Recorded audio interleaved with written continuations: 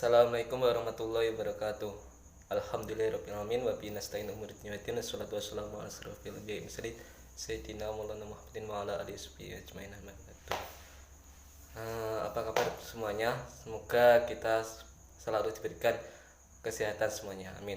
Dan saya di sini dari kami di sini dari kelompok 9 akan mempresentasikan makalah kami yang berjudul organisasi.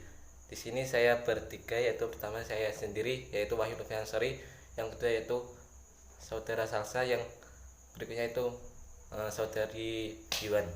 Baik, di sini yang pertama saya akan menjelaskan tentang pengertian organisasi.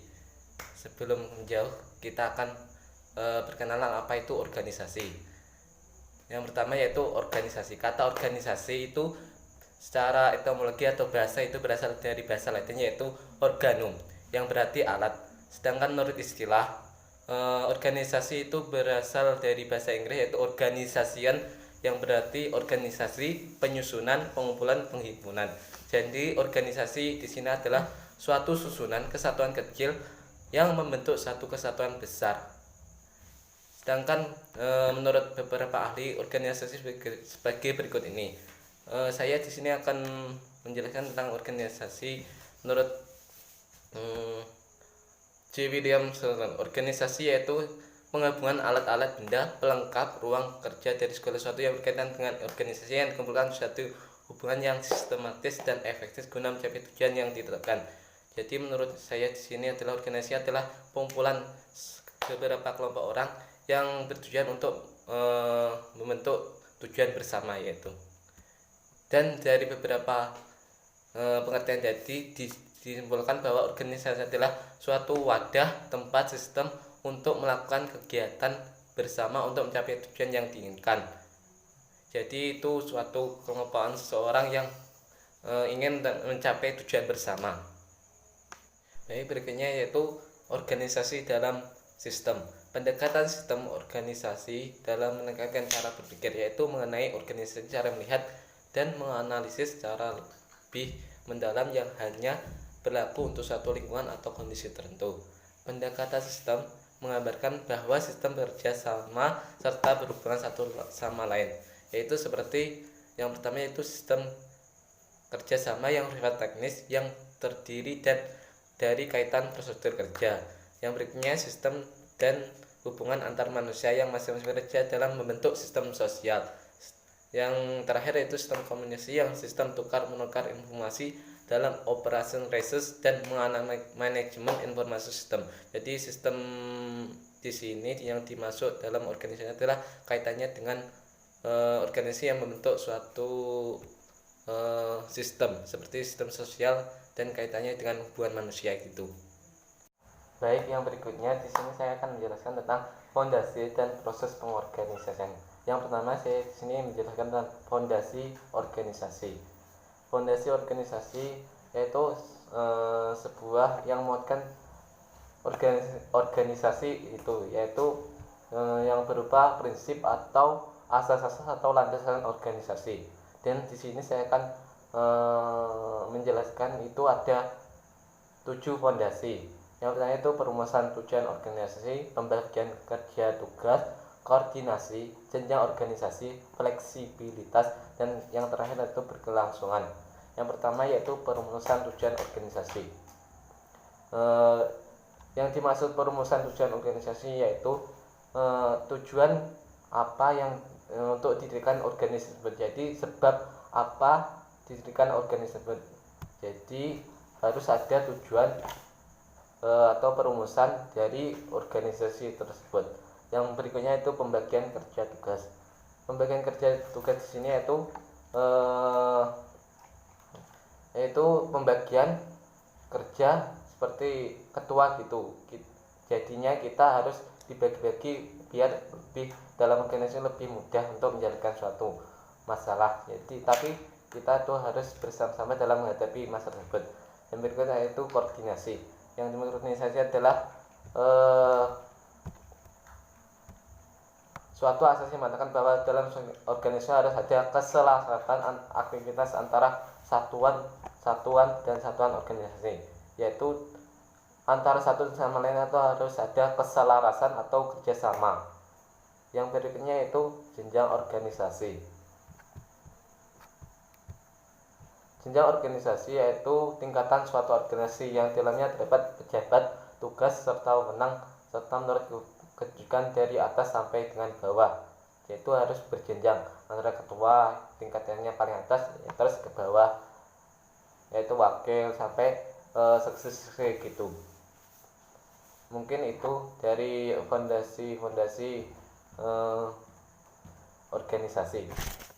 Baik, yang berikutnya yaitu saya menjelaskan tentang proses pengorganisasian. Pengorganisasian merupakan proses penyusunan organisasi formal dengan melakukan aktivitas merancang struktur, menganalisis pekerjaan, mengelompokkan dan bagikan pekerjaan. Dan di sini saya akan menjelaskan 3 langkah sebagai proses pengorganisasian, yaitu pertama yaitu pemerincian pekerjaan, yaitu menentukan tugas-tugas apa yang harus dilakukan untuk mencapai tujuan organisasi. Jadi ini yang dimaksud ini di sini yaitu pembagian tugas dalam sebuah organisasi. Yang kedua yaitu pembagian beban pekerjaan pada orang-orang yang memiliki kualifikasi yang tepat dan beban yang rasional. Jadi di sini itu pembagian tugasnya sesuai dengan kemampuan orang tersebut. Yang terakhir yaitu pengadaan dan pengembangan mekanisme untuk mengordinasikan pekerjaan. Jadi di sini untuk mengembangkan organisasi tersebut dengan mengorganisasikan pekerjaan tersebut.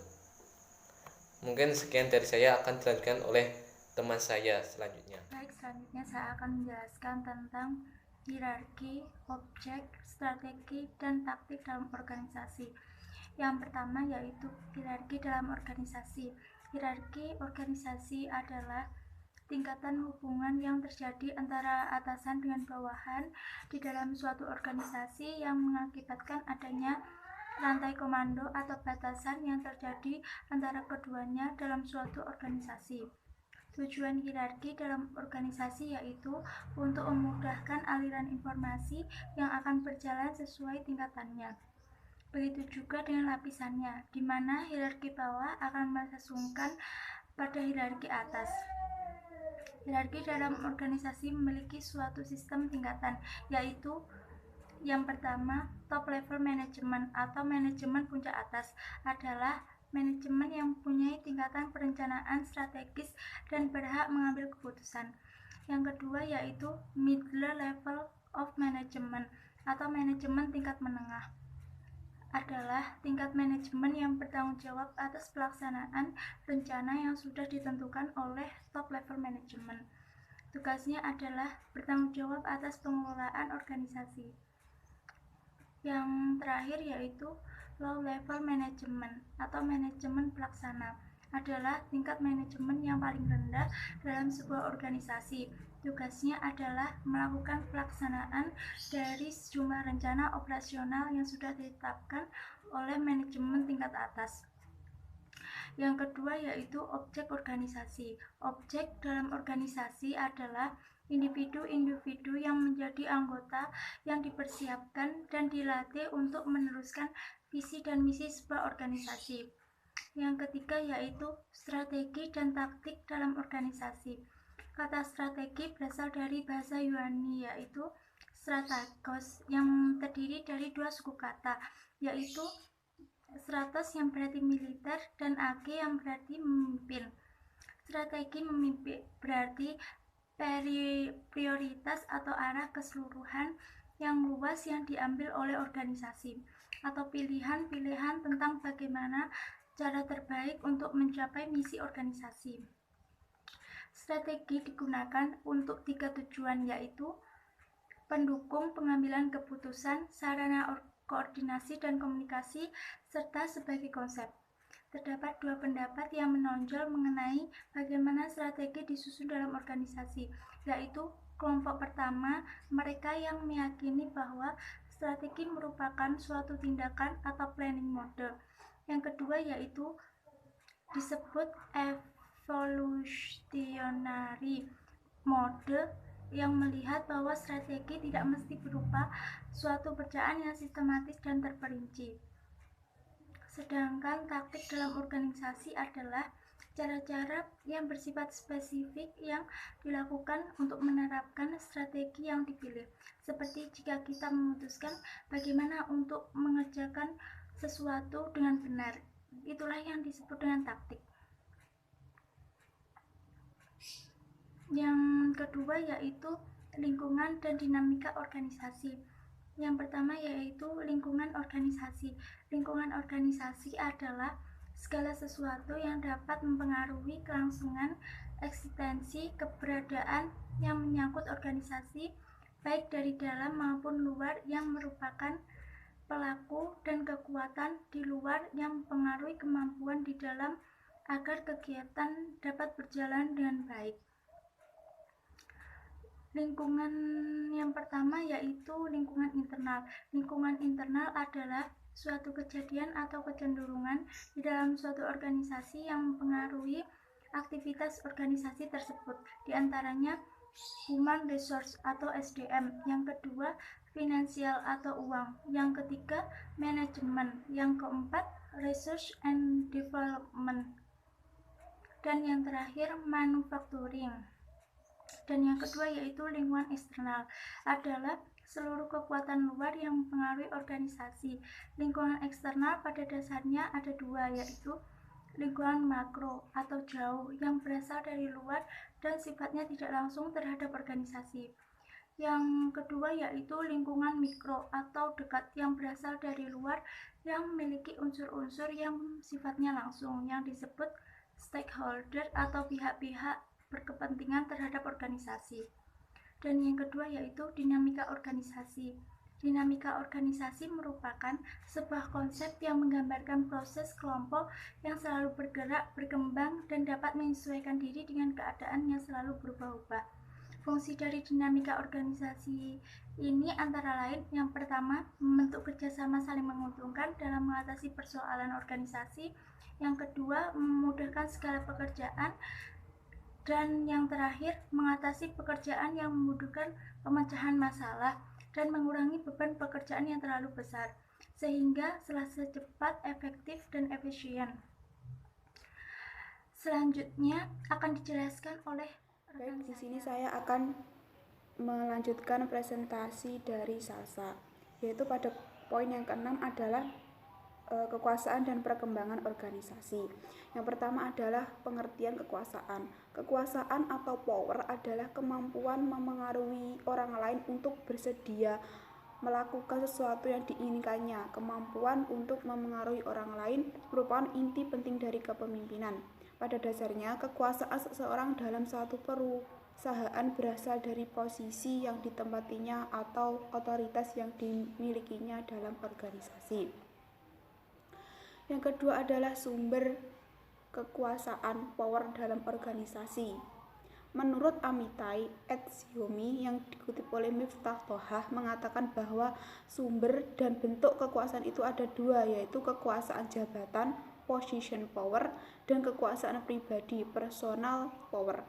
Perbedaan keduanya bersemi pada konsep kekuasaan itu sendiri sebagai suatu kemampuan untuk memengaruhi perilaku. Kekuasaan dapat diperoleh dari jabatan organisasi, pengaruh pribadi, dan keduanya. Ada beberapa cara berkuasa yang perlu diketahui mengapa seseorang atau sekelompok orang memiliki kekuasaan. Yang pertama adalah kekuasaan balas jasa, reward power. Seperti namanya, kekuasaan jenis ini adalah kekuasaan yang menggunakan balas jasa atau reward untuk memengaruhi seseorang untuk bersedia melakukan sesuatu sesuai keinginannya. Balas jasa atau reward dapat berupa gaji, upah, bonus, promosi, pujian, pengakuan, ataupun penempatan tugas yang lebih menarik. Yang kedua adalah kekuasaan paksaan atau coercive power. Kekuasaan paksaan atau coercive power ini lebih cenderung ke penggunaan ancaman atau hukuman untuk memengaruhi seseorang untuk bersedia melakukan sesuatu sesuai dengan keinginannya. Yang ketiga adalah kekuasaan rujukan atau referent power. Kekuasaan rujukan atau referent power ini merupakan kekuasaan yang diperoleh atas dasar kekaguman, keteladanan, karisma, dan kepribadian dari seorang pemimpin. Yang keempat adalah kekuasaan sah, legitimate power. Kekuasaan sah atau legitimate power ini berasal dari posisi resmi yang dijabat oleh seseorang, baik itu suatu organisasi, birokrasi, ataupun pemerintahan. Yang kelima adalah kekuasaan keahlian atau expert power. Kekuasaan keahlian atau expert power ini muncul karena adanya keahlian ataupun keterampilan yang dimiliki oleh seseorang. Yang keenam adalah information power, yaitu kekuasaan yang diperoleh karena seseorang yang begitu banyak memiliki keterangan sehingga orang lain membutuhkan dirinya untuk bertanya. Yang ketujuh adalah connection power, yaitu kekuasaan karena seseorang memiliki hubungan keterkaitan dengan seseorang yang memang sedang berkuasa. Selanjutnya adalah pengembangan organisasi. Pengembangan adalah suatu tindakan, proses, hasil, atau pernyataan untuk menjadi lebih baik.